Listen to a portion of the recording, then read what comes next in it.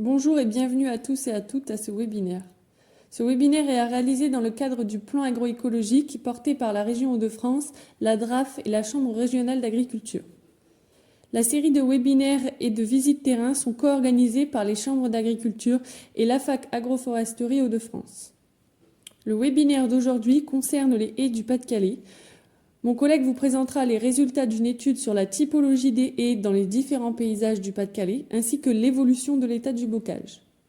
Un prochain webinaire aura lieu le 4 décembre sur les arbres fourragers. Il s'agit d'un webinaire vous présentant les résultats de valeur alimentaire d'arbres fourragers dans les Hauts-de-France, puis l'intervention de la Chambre d'agriculture de l'Ariège sur le mûrier blanc, l'arbre fourrager par excellence. Je vous souhaite à tous un bon webinaire. Donc bonjour, donc aujourd'hui on va vous présenter une étude sur l'inventaire des haies du Pas-de-Calais. Alors pourquoi cette étude? C'était un peu de se remettre en question dans les conseils qu'on peut réaliser chaque jour dans l'accompagnement des agriculteurs. On se rend compte que on avait un peu tendance à conseiller les mêmes types de haies, les mêmes mélanges un peu partout dans le département, alors qu'on a des régions naturelles bien définies. Et donc on a des ressentis, on sait que dans certaines régions naturelles du département, on a une tendance à avoir un peu plus de telle essence ou tel type de haie. Mais voilà, c'était du ressenti, il manquait un peu de factuel. Donc le but de cette étude, c'est d'essayer d'avoir une photographie des tendances des différentes haies qu'on peut croiser dans le département du Pas-de-Calais. Donc l'objectif, c'est vraiment d'avoir une photographie à l'instant T et voir s'il se dégage des tendances dans la composition et dans la forme par territoire. On a découpé le département du Pas-de-Calais en 7 grandes régions et de voir dans ces régions s'il y a des tendances qui se dégagent. Alors pour pouvoir réaliser un inventaire aléatoire des haies du département, il fallait qu'on trouve une méthode et on a fait un choix en fait de sélectionner les circuits de randonnée d'environ 8 km qui sont répartis sur l'ensemble du département. Et en réalisant ces circuits de randonnée, chaque fois qu'on croise une haie, on réalise son inventaire.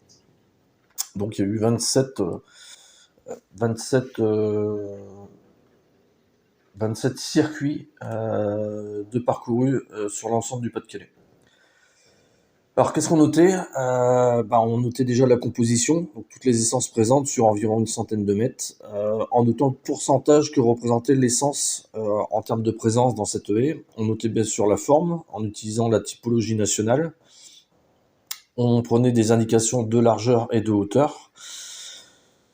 Un point qu'on a aussi essayé, c'est justement pour mettre en avant le fait qu'on avait tendance à toujours, dans les nouvelles plantations, à beaucoup diversifier notamment et à mettre des essences, qu'on répète ou des mélanges qu'on répète régulièrement.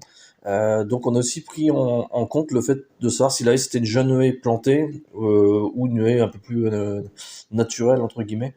Avec des haies de plus ou moins 20 ans. Et comment on définit aussi cette notion de plantation? C'est qu'on avait des preuves, par exemple d'une répétition dans la répartition des espèces, ou si on avait encore des fournitures qui étaient visibles, type protection ou paillage, où là ça confirmait que ce linéaire avait bien été planté. Voilà, et on a aussi pris, quitte à être sur le terrain, en fait, on notait aussi s'il y avait un problème d'état sanitaire, s'il y avait des arbres d'abîmés, s'il y avait des présences de maladies. La notion était indiquée sur les fiches. Alors, je ne vais pas tout redétailler, mais juste pour faire un petit zoom sur cette typologie donc, qui est définie en différentes catégories entre les haies en devenir, les taillis simples, les taillis mixtes, avec présence d'arbres et d'arbustes mélangés.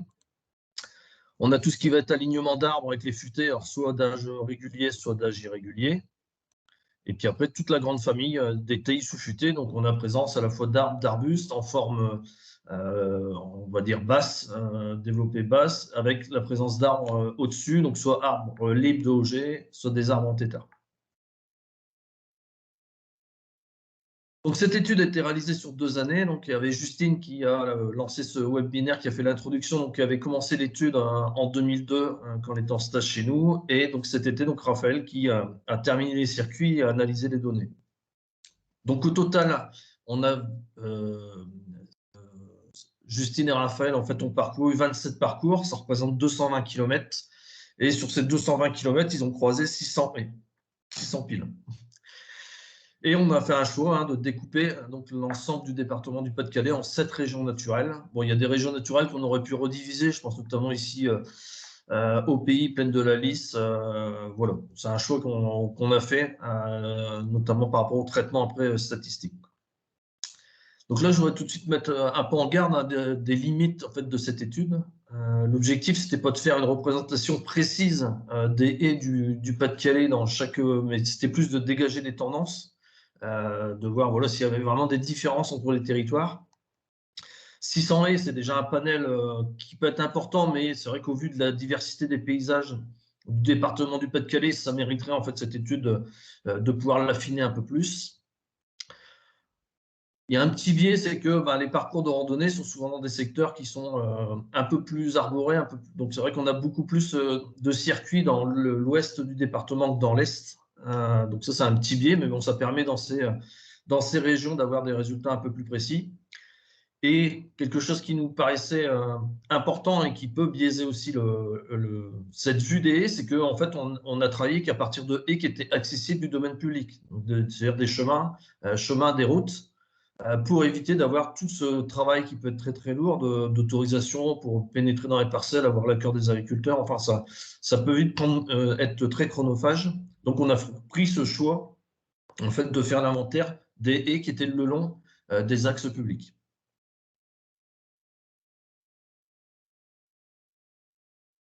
Donc, si on entre dans les premières conclusions, donc je vous avais dit haies de plus ou moins de 20 ans. Donc, on s'aperçoit que dans les haies inventoriées, on a 80% des haies qui étaient des haies qui étaient, qu'on considérait comme anciennes, c'est-à-dire qu'on n'est pas, elles semblaient pas jeunes, on n'avait pas forcément de présence de protection ou d'un schéma type qui était répété.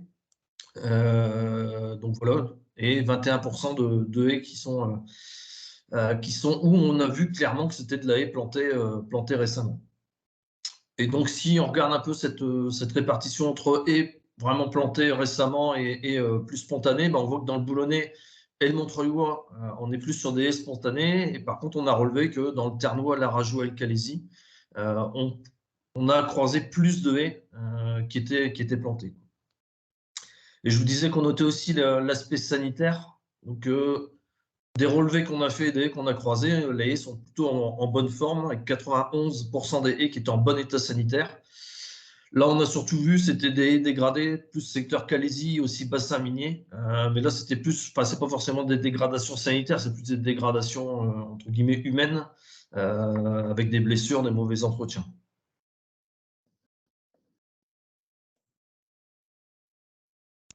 Alors, quelles sont les formes des haies du Pas-de-Calais? Vraiment, ce qui se dégage, c'est les taillis mixtes, les formes relativement basses, pour 43% des haies inventoriées, qui étaient souvent de faible hauteur, moins de 2 mètres. Donc, soit on est vraiment dans la haie taillée 3 faces, donc beaucoup de secteurs où il y a de l'élevage, où la haie a encore ce rôle de clôture, ou après des haies qui sont peut-être dans une forme un peu plus libre, mais on voit qu'il y a quand même un entretien régulier pour éviter qu'elles se développent trop. Et donc, c'est vrai que dans ces deux types et les relevés qu'on a pu faire, on reste quand même sur des tailles relativement limitées. Et on a quand même, pour 22% de l'inventaire, les taillis sous-futés. Donc là, j'ai mis que de 15 à 18, c'est les formes qui ressortaient le plus, mais les taillis sous-futés comportent un nombre de typologies un peu plus importantes. Donc je vous disais, on notait, donc là c'est des données à l'échelle du département. On verra après que selon les territoires, on a des formes différentes. Donc on a fait une moyenne, donc la hauteur moyenne des 600 haies qu'on a pu inventorier, c'est 5,53 m. Et pour une largeur, donc quand on prenait la largeur, c'était la largeur totale, l'extrémité des branches de chaque côté. Et donc on voit qu'on a quand même une largeur qui est relativement faible, 1,66 m. Donc c'est là où on voit que c'est quand même assez contraint. Il y a quand même un entretien qui est régulier et qui évite que les haies soient larges. Ça, c'est quelque chose qui reste un peu ancré dans la tête des agriculteurs, c'est qu'il y a quelques années, en fait, dans la PAC, les surfaces occupées par les haies étaient en fait déduites des surfaces des parcelles par rapport aux aides. Et c'est vrai que les agriculteurs ont gardé ça, que quand la haie, en fait, on perd un peu des aides PAC parce qu'on retire, enfin, anciennement retiré les surfaces. C'est plus gros aujourd'hui, mais il y a quand même pas mal d'agriculteurs qui ont toujours ça en tête. Donc là, je vous ai fait une petite représentation secteur par secteur au niveau des formes qui se dégagent. Donc on voit que les formes 7 et 8, qui représentaient 43% des haies du Pas-de-Calais, en fait, sont majoritaires dans pas mal de territoires, notamment tous les territoires où l'élevage est encore bien présent. Donc toujours ce rôle un peu clôture. Et là où l'élevage est plus présent, bah, c'est un peu des résidus de haies qui étaient taillées 3 faces, qui aujourd'hui subissent un entretien peut-être un peu moins régulier, précis, mais qui sont quand même taillés d'une manière régulière. Donc voilà un peu les tendances des haies qu'on a inventoriées. On ne dit pas que c'est, notamment boulonnais, on doit avoir des formes aussi de haies un peu plus élevées, mais ce qui en a ressorti des haies qu'on a croisées sur nos chemins, c'était les formes 7 ou 8. Donc on voit que des choses qui pourraient être étonnantes, hein, à la Rageot, on a toujours en tête la plaine où il y a très peu d'éléments arborés. Et pourtant, vous avez des formes de taillis sous-futés qui ressortent dans certains chemins de randonnée.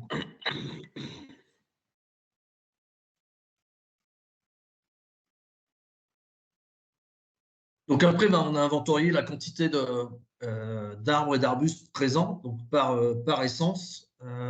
Donc là, on a le podium donc dans la catégorie arbustes, donc c'est l'aubépine qui est la plus représentée. Pour le département du Pas-de-Calais, l'aubépine représente quand même 23% des arbustes présents dans les du Pas-de-Calais, si on prend un chiffre départemental. Et après, en termes de présence, c'est suivi par le sureau noir et par le prunellier.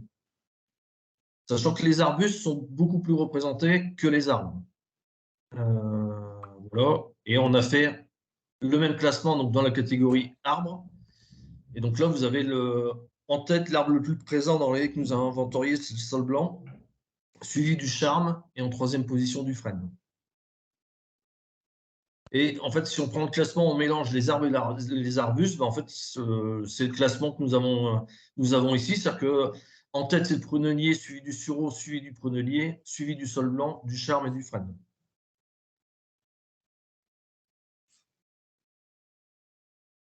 Donc voilà en fait pour les essences qu'on a pu relever.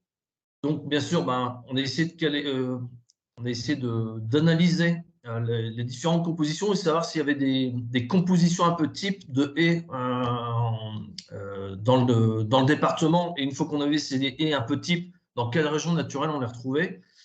Pour cela, on a utilisé la méthode d'analyse statistique CAH, donc classification hiérarchique ascendante, où ça nous a dégagé en fait 7 groupes. Donc avec 6 groupes qui étaient vraiment bien identifiés et un septième groupe, enfin c'est le numéro 6. Le groupe numéro 6, en fait, on avait énormément de haies, pas forcément de tendance qui se dégageait. Donc on a isolé en fait cet échantillon pour le retravailler, on va en parler après. Et on a réussi à trouver 4 sous-catégories. Donc, je vous disais, donc on a nos 7 groupes qui ont été identifiés. Donc, on a un groupe avec, alors, quand je parle d'essence dominante, c'est vraiment la présence, par exemple, ici dans ce groupe 1 du sol, à plus de 50% des essences présentes, des pieds présents. Donc, on a un groupe essence dominante à base de sol et aussi pas mal de sureau dans ce type d'alignement.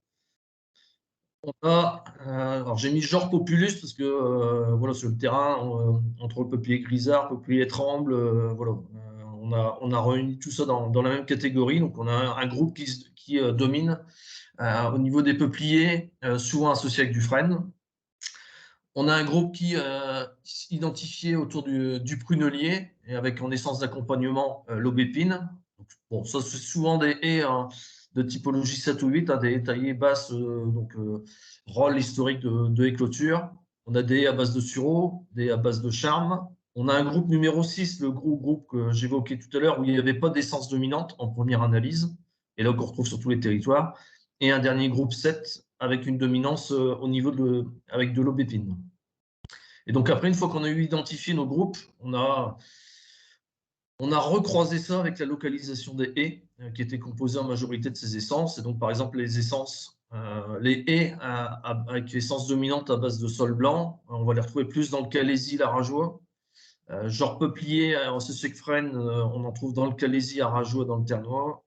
Le prunelier, ça va être plus secteur boulonnais au pays, arageois. Le sureau, ça va être plus montreuillois, ternois. Le charme, l'arageois. Donc tous les territoires pour les haies très diversifiés. Puis l'aubépine, toujours avec ce rôle, comme le prunelier, hein, ce rôle de éclôture. On va retrouver ça dans le ternois, montreuillois et au pays. Ce sont des secteurs où il y a encore pas mal d'élevage. Et donc, je vous avais dit, hein, ce groupe 6, où on avait énormément d'échantillons, on l'a retravaillé. Et donc là, on veut mettre essence dominante, j'ai mis essence principale, c'est-à-dire que souvent on est au-dessus de 25%, mais on ne dépasse pas 50%. Donc on a un premier groupe avec la famille des érables, donc pareil qu'on a regroupé, donc érable sycomore et érable champêtre, c'est surtout les deux essences les plus représentées dans notre département. Et ce sous-groupe, on va le retrouver pas mal dans l'arageois. On a un sous-groupe avec le frêne qui se détache légèrement, associé au sureau l'aubépine, qu'on va plus retrouver dans le calaisie et l'arageois. Un nouveau groupe, aubépine, mais qui était moins présent que dans le groupe 7 précédemment montré, ou associé avec du prunelier, le sureau et l'orme, qu'on retrouve pas mal dans montreuillois. Et on a toujours notre catégorie, pas d'essence principale, pas d'essence dominante, qu'on retrouve sur tous les territoires. Et la particularité de ce groupe 4, ce sont tous des haies. On a pu identifier que c'était des haies plantées. Donc des haies très diversifiées, comme on peut le faire. C'est vrai qu'on a tendance à faire de nos jours, quoi. Et donc tous des jeunes. Donc voilà un peu pour les familles qu'on a pu identifier. Donc on voit quand même qu'il y a des ensembles, des compositions qui se créent. Donc après, on a croisé ces compositions. Vous verrez qu'il y a parfois des choses qui peuvent sembler un peu ambiguës. On a croisé les compositions par territoire qu'on a croisées avec les groupes de compositions qui se dégageaient.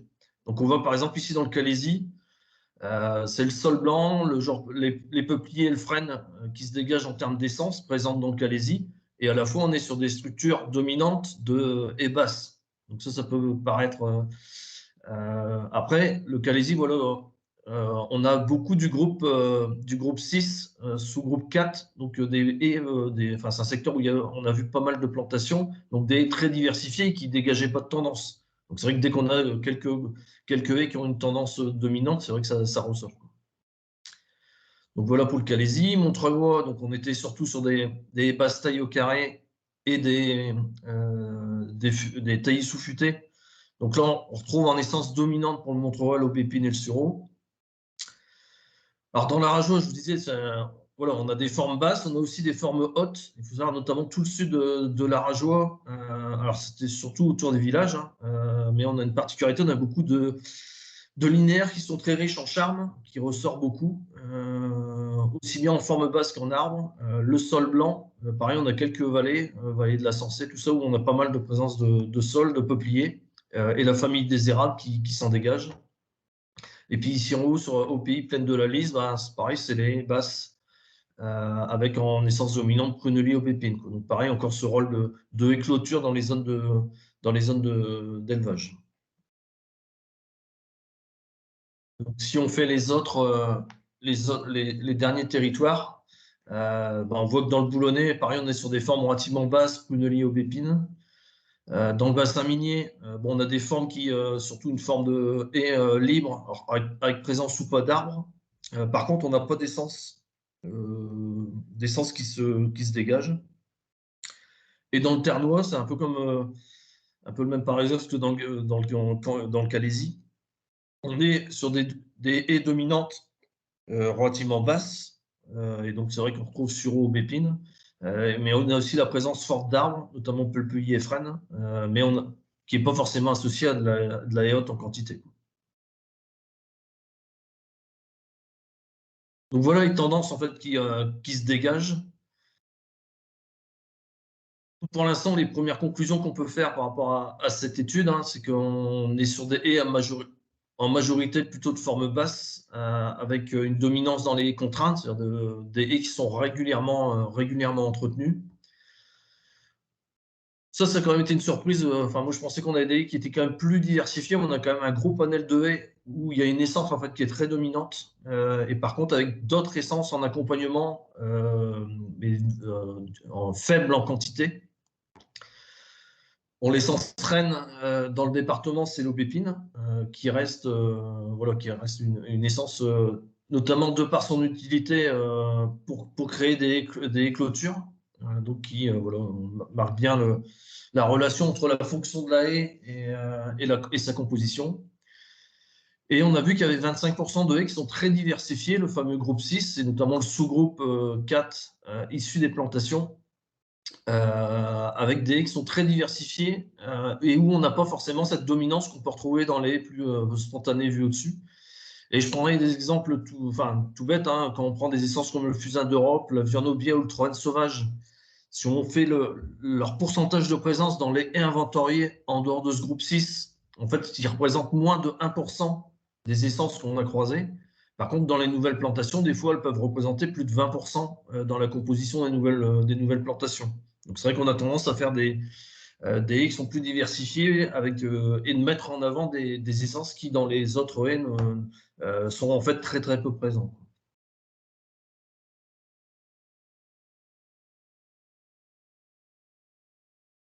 Donc voilà pour cette première étude. Donc je vous disais, c'est bon, un premier essai. Le but pour nous, c'est de voir s'il y avait des tendances ou pas, pour nous permettre d'affiner nos conseils.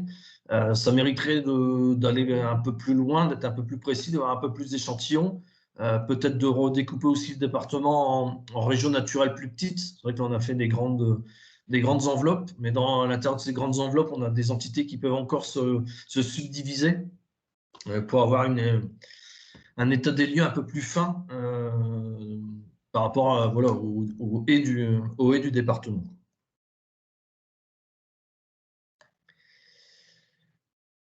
Donc après, avec Raphaël, on avait commencé, mais je vous dis, ça va peut-être être un peu frustrant, mais on n'a pas eu le temps de beaucoup affiner cette partie d'étude. En fait, on voulait voir comment avait évolué le paysage du Pas-de-Calais en termes de bocage.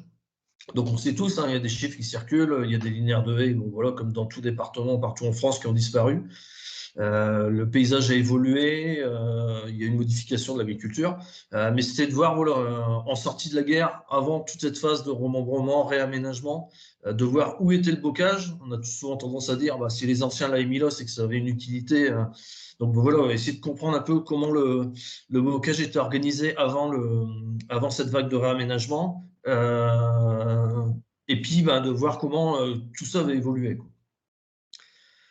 Alors pourquoi cette étude? Il y avait des questionnements. C'est vrai qu'on a on a souvent tendance à dire que notre territoire était couvert de haies. Est-ce que c'était réellement vrai? Est-ce qu'il y avait vraiment de la haie partout? Est-ce qu'il y avait des territoires qui étaient déjà ouverts? Quelle était aussi la localisation du bocage à la sortie de la guerre? Donc voilà, connaître un peu les tendances d'évolution du bocage ces 70 dernières années. Et pour ça, pareil, pour essayer de faire servir un peu de base au début, en fait, on a utilisé en fait les projets qu'on a accompagnés dans le cadre du plan de relance au niveau plantation de haies, de dire voilà, on est arrivé sur des exploitations, on a travaillé avec les exploitants pour replanter de la haie. Voilà, quel était l'état du bocage à cet endroit-là en 1950? Aujourd'hui, on replante, est-ce qu'on replante en complément de ce qui existe? Est-ce qu'on replante des choses qui ont pu disparaître, on replante au même endroit? Voilà, c'était un peu de se dire par rapport à ces projets, comment était le paysage, et nous, aujourd'hui, en le réaménageant, comment on se positionne par rapport au paysage du bocage qu'il peut y avoir avant, quoi. Donc, je vous dis, puis en plus, voilà, on n'a pas pu mener le travail qu'on souhaitait. On avait commencé à travailler sur des méthodes, mais qui ne s'avéraient pas forcément qui ne sont pas avérées efficaces. Donc là, j'ai fait le choix là, cet après-midi de vous présenter quelques exemples voilà, d'analyse qu'on a pu faire. Et ça, c'est un travail qu'on pourra affiner et vous présenter ultérieurement. Donc là, par exemple, j'ai pris l'exemple des choses qui sont assez parlantes, hein. Donc là, c'est une plantation qu'on a fait qu'on accompagne sur Tinoyel dans le Marais. Donc on peut voir ici que le paysage n'a pas tellement évolué. Ce qui a surtout évolué, vous le voyez ici, c'est le long de l'Oti, ça c'est le canal de dessèchement, où on avait une grosse présence quand même d'arbres, notamment de peupliers. Et on s'aperçoit qu'aujourd'hui, ces arbres sur les berges, alors peupliers et les berges, bon, on sait le souci que ça peut causer avec le système racinaire traçant des peupliers. Mais on peut voir que voilà, ici, toute cette production d'alignement de peupliers en fait, n'a pas été remplacée. Alors historiquement, il faut savoir que l'essence de peuplier, nos vieilles variétés de peuplier, étaient très utilisées dans la construction des bâtiments, notamment des bâtiments agricoles, aussi bien en structure qu'en bardage. Et avec l'arrivée des résineux, voilà, le peuplier a perdu son utilité dans la construction des bâtiments. Et donc, bien souvent, en fait, les peupliers qui étaient exploités n'étaient plus replantés parce qu'ils n'avaient plus cette utilité de fournir du bois. On le verra aussi sur d'autres photos, cette notion d'utilité, enfin de perte d'utilité qui fait que les paysages aussi ont évolué. Mais on peut voir que voilà, les alignements ici étaient déjà existants. En fait, le paysage a peu évolué, par exemple, sur cette commune, en dehors de la disparition en fait, des alignements de peupliers. Alors là, je voulais vous voilà, ça c'était un cas intéressant. Donc ici, on est sur la commune de Beauvois, donc c'est au sud de Saint-Paul-sur-Ternoise, donc sur un plateau, entre la vallée de la Ternoise et la vallée de la Canche. Donc ici, c'est un plateau où il y a, à la sortie de la guerre, donc c'est photo 1947, il y avait sur ce grand plateau, en fait, il n'y avait pas de linéaire de haie ou très peu. On voit juste l'alignement d'arbres le long de la route départementale qui existe toujours. C'est plus ces arbres-là, c'est des arbres qui sont beaucoup plus jeunes, mais on a toujours un alignement d'arbres de chaque côté de la route. Et par exemple, ici, donc, je vous ai mis en bas un projet que nous avons accompagné d'un agriculteur. Donc, il a tout ce bloc d'exploitation, un seul bloc, une centaine d'hectares, et qu'on a redivisé. Donc, tous les traits rouges, en fait, c'est des haies qui ont été implantées l'hiver dernier. Donc, en fait, sur un paysage où il n'y avait jamais eu de haies, enfin, jamais, où aux premières photos aériennes en 1947, il n'y avait aucun linéaire de haies, on s'aperçoit que voilà, ici dans la plaine, on va réinventer un paysage. Au passage, donc on voit ici dans la photo aérienne qu'il y avait une grosse présence, donc ça doit beaucoup sur le plateau ici du secteur du Ternois, hein, grosse présence de bocage et présence d'arbres autour des villages, donc autour des cœurs d'exploitation, et donc c'était souvent le tour de village, c'était des prairies. Hein. Et on s'aperçoit ici qu'il y a bon nombre de prairies qui ont disparu, de haies qui ont disparu, de par cette perte d'utilité avec la diminution de l'élevage. Et il y a aussi voilà, l'abandon du bois de chauffage qui fait que sur ces villages de plateau, on n'a pas forcément de surface boisée à proximité. Tous ces arbres et tout ce bocage autour du village va servir à la production du bois de chauffage pour le chauffage des habitants. Et avec la perte de cette utilité bois de chauffage, les arbres qui étaient coupés n'étaient plus forcément réparés, enfin remplacés. Donc voilà, un autre projet sur Ébuterne que je trouvais intéressant, donc avec une ferme qui est isolée au milieu de la plaine. On s'aperçoit que cette ferme, en fait, donc son parcellaire est situé tout autour. Et on peut s'apercevoir que, donc ça c'est une photo en 1949, que dès 1949, en fait, entre guillemets, le parcellaire était déjà réaménagé avec des parcelles de grande taille comparées aux voisins, aux parcelles voisines. Donc, on a des linéaires de haies qui sont encore existants, qui étaient déjà existants par le passé. Donc là, l'agriculteur en fait, a fait le choix, les très jeunes, c'est des plantations qui ont eu lieu l'hiver dernier. Voilà, donc pareil, une plaine ouverte qui n'était pas, où il y avait peu d'essence arborée. Donc voilà, maintenant, l'agriculteur fait le choix de rediviser son parcellaire et de le matérialiser avec la présence de haies, et puis d'avoir des grands blocs qui sont parfois difficiles à gérer. Par contre, voilà, abandon de l'élevage dans cette exploitation. On s'aperçoit qu'au sorti de la guerre, on avait encore la prairie autour des bâtiments pour les animaux, sont devenus aujourd'hui des champs. Quoi. Et parfois, des choses qui vont à l'inverse de ce qu'on pourrait penser. Donc là, on est sur le nord du Ternois, la commune de Lisbourg, donc avec le village en fond de vallée, les coteaux donc, qui étaient historiquement en prairie avec du bocage. Et on s'aperçoit que toute cette zone ici qui est en culture, aujourd'hui, en fait, c'est de la prairie. C'est vrai qu'on a toujours tendance à dire que la surface en prairie diminue. Là, on est tombé sur un cas de figure où c'était l'inverse.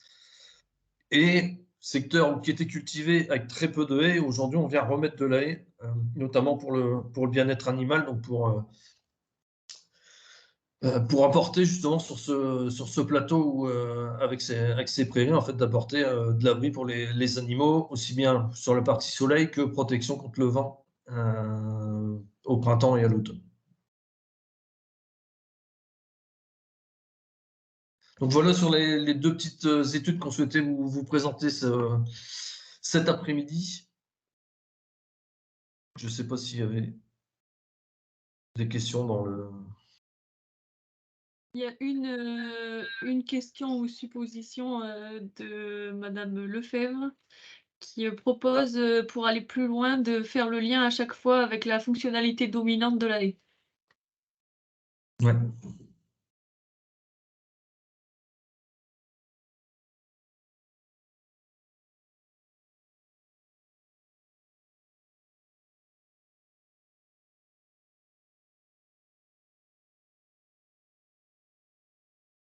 N'hésitez pas à ouvrir vos micros pour poser les questions.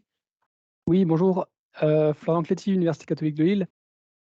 Pardon, j'avais une question, je me demandais si c'était possible par rapport aux informations que vous avez relevées, donc sur la première partie de l'étude, de la typologie des haies, d'essayer de caractériser aussi le nombre d'espèces présentes par haie et de voir un petit peu, comment est-ce que ça se répartit dans le territoire? Parce que, bah, du coup, vous avez les informations sur les espèces dominantes, mais quand il y a 50 d'aubépines, par exemple, est-ce que, on a 2 espèces associées ou est-ce qu'on en a 15 avec? Ça peut peut-être aussi avoir, d'autres informations, l'intérêt pour, différents éléments, notamment la biodiversité peut aussi changer en fonction de ça.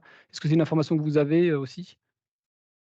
Forcément, on l'a vu qu'on a on a toutes les notations, mais c'est vrai que c'est un traitement qu'on n'a pas fait, ouais, qui pourrait être intéressant pour approfondir ce qu'on a, cette première étude, quoi. D'accord, ouais. Merci.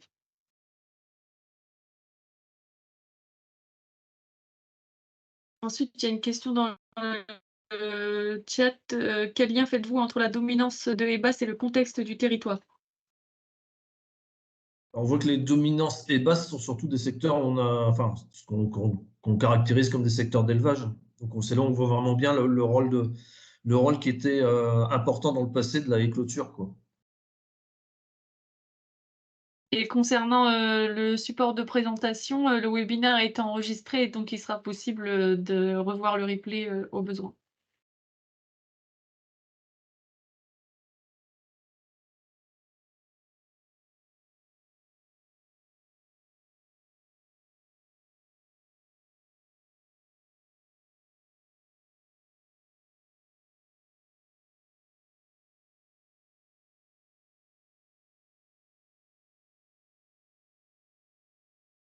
Oui, Madame Lefebvre, vous levez la main.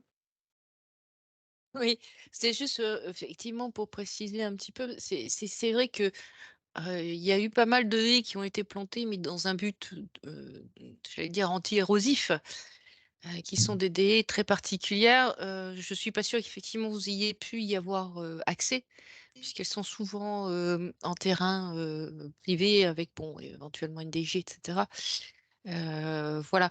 Mais c'est vrai que, cette, j'allais dire cette, fonction dominante, hein, parce qu'il y a toujours plusieurs fonctions bien sûr à une haie, peut être intéressante justement parce que, ça permet aussi d'orienter éventuellement si on voit que c'est un peu trop monotone, dans les nouvelles haies, avec une fonction particulière. Est-ce que cette fonction-là, est-ce que l'essence qu'on va mettre, elle est vraiment bien en lien? Est-ce que ça marche bien et cetera? Bon, j'avais parlé du climat aussi, par exemple, en bord de mer, effectivement, on va plutôt avoir du bas que du haut. Ça peut et d'ailleurs donc bien orienté, hein, on sait d'où viennent les vents dominants. C'est ce genre de choses, mais c'est vrai que là, ça demanderait, beaucoup, beaucoup plus de temps, pour faire ça, quoi j'étais, avec, monsieur Cléty. C'est vrai que faire aussi un lien avec les espèces heu, de toutes sortes qu'on peut trouver, que ce soit faune, flore, c'est aussi intéressant.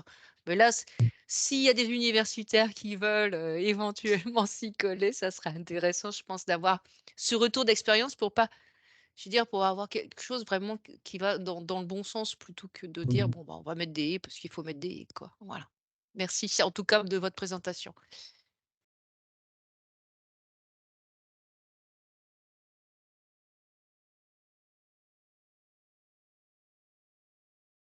Il y a Madame Roche, pardon, qui demande si on voit une suite à cette étude et si oui, laquelle? Ouais, bah, une suite, c'est donc moi et Justine travaillons à l'échelle du Nord-Pas-de-Calais.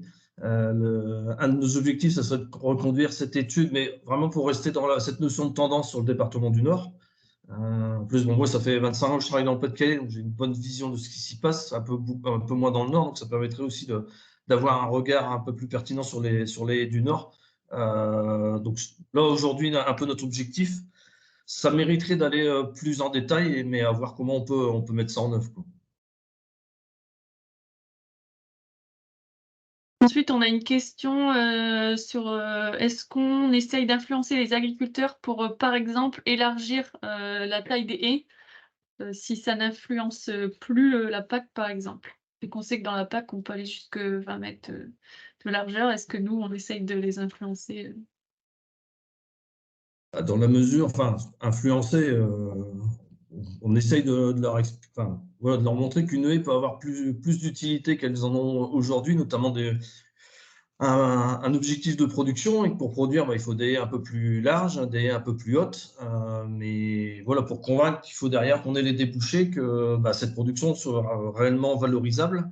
Et quand on arrive à combiner, voilà, à trouver un débouché, les agriculteurs sont prêts à y réfléchir, à y travailler. Donc voilà, aujourd'hui, pour les inciter à avoir des haies, il faut prouver l'intérêt qu'ils vont avoir de laisser grandir et épaissir leurs haies. Une fois qu'ils sont convaincus de l'utilité de faire ça, il y en a quand même un certain nombre qui changent leur mode d'entretien pour avoir des haies un peu plus conséquentes. Mais il faut qu'ils y trouvent un intérêt. Si c'est juste pour leur dire, ou si par exemple c'est juste pour la biodiversité qu'ils ne sont pas sensibles à cette thématique, ça va être compliqué de les convaincre. Mais je vois sur le volet production, là on est de plus en plus sollicité notamment par des éleveurs qui vont être plus autonomes, par exemple sur leur litière, donc qui réfléchissent à l'utilisation du bois en litière. Il y en a qui veulent être autonomes en termes d'énergie. Donc là, pareil, on essaye de voir si sur l'exploitation, les haies qu'ils ont, on peut les faire évoluer, les convertir pour que ça devienne des haies de production. Mais il faut à chaque fois qu'on rattache cette évolution à une utilité, quoi.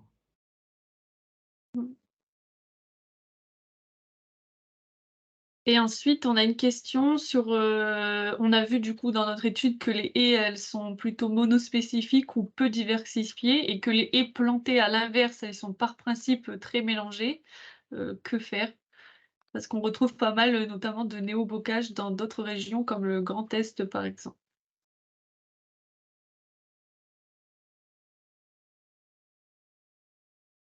Que faire? Compliqué de répondre.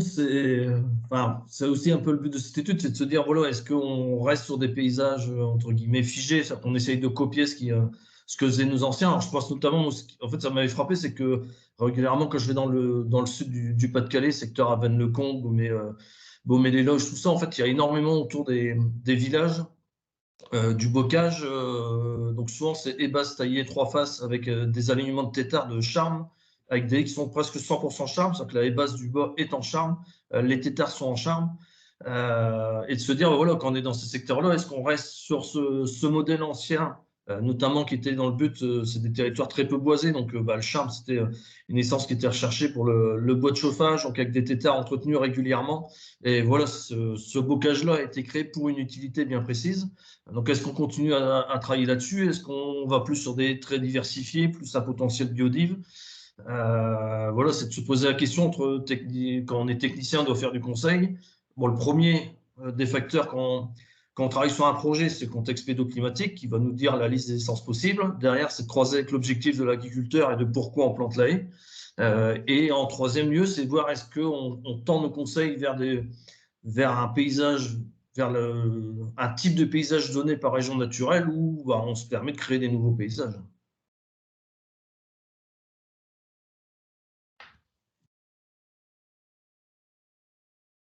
On a une autre question, cette fois-ci sur les valorisations. Est-ce qu'on parle d'objectifs économiques et quelle est la valorisation la plus représentée entre le BRF, le fourrage, le bois énergie, etc., de ce qu'on a constaté, quoi? La réponse, je vais utiliser d'autres études qu'on a pu mener. Aujourd'hui, en valorisation du bocage, en fait, il y en a très très peu. On a un peu d'autoproduction, notamment, en bois de chauffage, encore à l'ancienne bois bûche.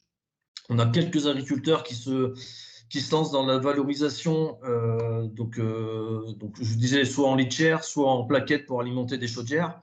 Moi, j'en ai croisé beaucoup où ils ne sont pas autosuffisants, hein, et donc ils utilisent, ils essayent de récupérer le bois qu'ils peuvent pour être autosuffisants sur leur exploitation. C'est vrai qu'aujourd'hui, on n'a pas beaucoup de valorisation. Alors, il y a un contexte économique qui nous aide, hein.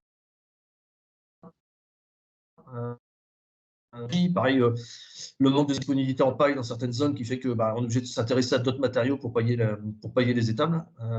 Mais aujourd'hui, c'est compliqué en termes de valeur. En gros, si on résume, hein, ça paye les travaux d'exploitation et il n'y a pas forcément de revenus qui en est dégagé. Alors des fois, ce qu'on arrive à expliquer, c'est qu'aujourd'hui, l'entretien des haies, ça peut être un coût financier pour l'exploitation. Le fait de faire de la valorisation, ce coût, entre guillemets, s'annule. Même si on ne gagne pas d'argent, on évite d'en dépenser.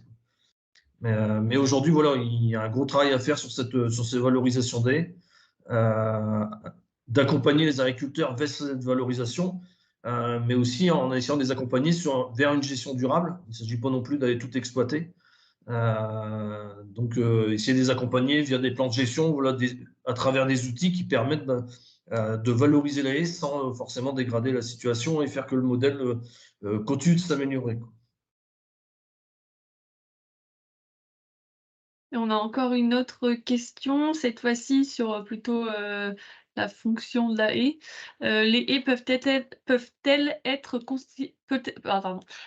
constituer des barrières contre la propagation des maladies et des parasites des cultures? Bonne question. Ça peut être des barrières, ça peut être aussi comme tout corridor, ça peut permettre aussi d'en propager.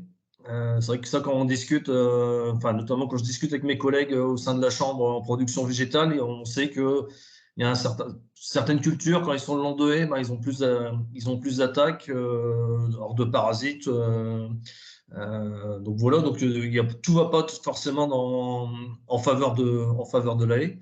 Le tout, c'est de trouver des équilibres. Et donc voilà, donc des fois ça permet d'améliorer, ça permet d'avoir un stock d'auxiliaires qui vont pouvoir intervenir en cas d'invasion d'un ravageur, mais des fois ça peut aussi favoriser l'arrivée de ravageurs. Le tout, c'est il faut laisser faire les équilibres. C'est une question un peu, on est dans la nature et tout se passe pas forcément comme on le souhaite.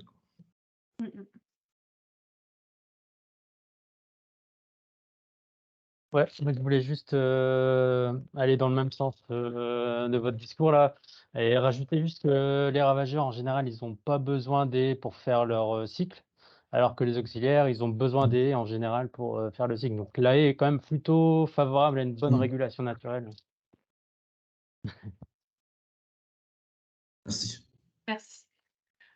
Ensuite, on a une question sur donc de Monsieur Delbande sur les effets du remembrement sur l'évolution des haies. Quels sont les effets du remembrement sur l'évolution des haies? Est-ce qu'on a pu observer cela?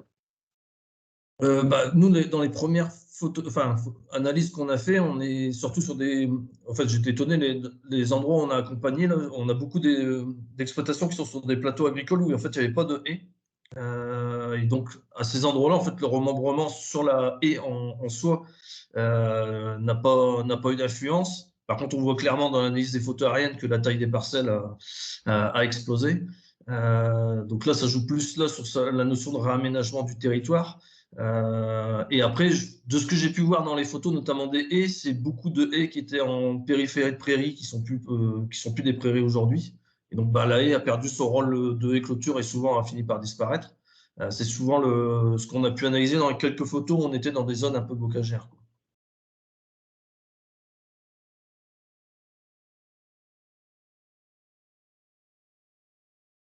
Et enfin, on a une question sur l'arrachage et la replantation. Est-ce qu'on sait si dans le Nord-Pas-de-Calais, l'arrachage dépasse la replantation? La personne pense notamment au bocage aux alentours de Maubeuge où il y a des arrachages par les producteurs de pommes de terre belges. Alors, j'ai pas cette donnée à aujourd'hui de savoir ce qu'on replante par rapport aux arrachages, où on en est. Ça, c'est une bonne question de savoir, voilà, avant toute cette période de remembrement, quel était le linéaire sur le Nord-Pas-de-Calais, voir aujourd'hui où on en est. Alors, on parle de chiffres au niveau national, hein, mais c'est vrai que par rapport au contexte purement local, enfin, moi, personnellement, j'ai pas la donnée, quoi. Sachant que, alors, on a eu écho, ça nous a remonté aux oreilles, ces arrachages de haies. Il faut savoir qu'aujourd'hui, toutes les haies classées que les agriculteurs ont inscrits dans la PAC ne peuvent plus être arrachées, sauf de demander une dérogation pour les déplacer. On est obligé de replanter, de compenser en fait l'arrachage quand il est vraiment justifié. Donc, il semble que dans certains territoires, il y a encore des personnes qui passent au-dessus des lois pour arracher, mais en toute logique, aujourd'hui, on peut plus arracher de haies agricoles qui sont inscrites à la PAC. Le linéaire doit être constant sur les exploitations.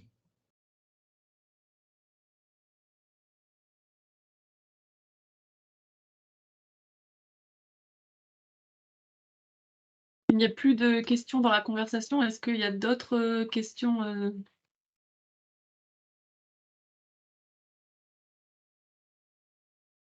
Jérôme Mouchard, je ne sais pas si vous m'entendez.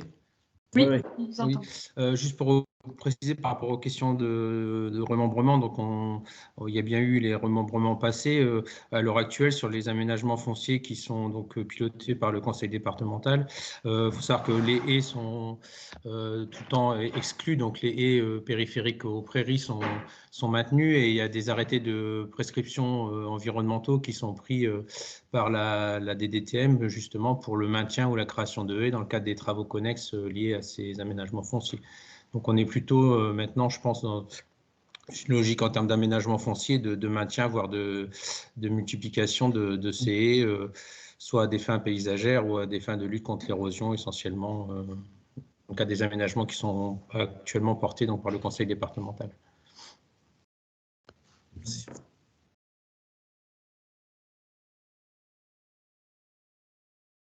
Eh bien, s'il n'y a plus de questions sur le sujet, je vous remercie d'avoir été présent pour ce webinaire. Comme je l'ai dit, le replay sera disponible prochainement. Et puis, on vous donne rendez-vous, si vous le souhaitez, au prochain webinaire organisé dans le cadre du plan agroécologique sur les arbres fourragers, le 4 décembre de 13 h à 14 h. Bonne journée à tous.